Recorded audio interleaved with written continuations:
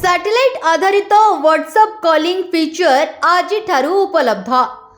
Phone रो status बार रे एक satellite icon. एही कॉल करिबा पाई कौन रहिछि नियम?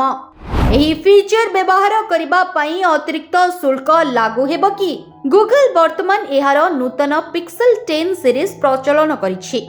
एथर फोन रे अनेक बड़ अपग्रेड देखा जाउछि, किंतु सबुठारु अधिक आलोचना हेउथिबा वैशिष्ट्य हेउछि व्हाट्सएप वॉइस एवं वीडियो कॉल पाई सैटेलाइट नेटवर्क समर्थन। एहार अर्थ हेउछि जदि आपणक पाखरे मोबाइल सिग्नल किंबा वाईफाई उपलब्ध नाही तथापि आपण व्हाट्सएप कॉल करि परिबे। आज्ञा दर्शक बंधु, एही सूचना विषय रे आपण जानिला परे आपणको आश्चर्य लागु थाई पारे, किंतु एहा एकदम सत कथा।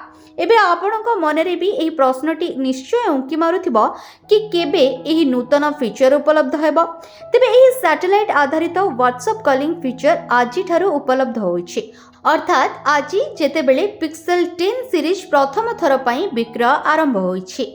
एही फीचर सक्रिय हेबा समय फोन रो स्टेटस बार रे एक सैटेलाइट आइकन देखा जिवो, जहा कहिबो जे कॉल सैटेलाइट नेटवर्क माध्यम रे करा जाउछि। तेबे चलंतु एही कॉल करिबा पाई कोन नियम एवं सीमा कोन हेबो जानिबा। तेबे गूगल अनुसार व्हाट्सएप रे सैटेलाइट कॉल वर्तमान केवल किछि चयनित नेटवर्क कैरियर सहित काम करिबो। एहा व्यतीत एही फीचर व्यवहार करिबा पाई अतिरिक्त शुल्क मध्य लागू होई पारे। एहा ए पर्यंत स्पष्ट होई नाही जे केवल सैटेलाइट माध्यम रे कॉल सुविधा उपलब्ध हेबो ना मेसेजिंग मध्य संभव हेबो। एप्पल पूर्वरु एहार आईफोन गुडिकरे सैटेलाइट फीचर प्रदान करुछि, किंतु एहा केवल जरूरी कालीन टेक्स्ट मेसेज पठाइबा पर्यंत सीमित। सेही समय रे गूगल रो एही पदक्षेप यूजर्स माननकु गोटिए पाद आगो को नै जाय, कारण से माने व्हाट्सएप रे सीधा सड़क वॉइस एवं वीडियो कॉल करि परिबे।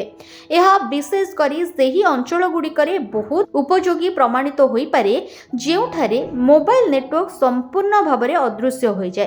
केवल स्मार्टफोन नुहे बरं पिक्सेल वॉच 4 LTE मॉडल गुडिको मध्य सैटेलाइट नेटवर्क सहित संयोग करिवार सुविधा दिया जिवो।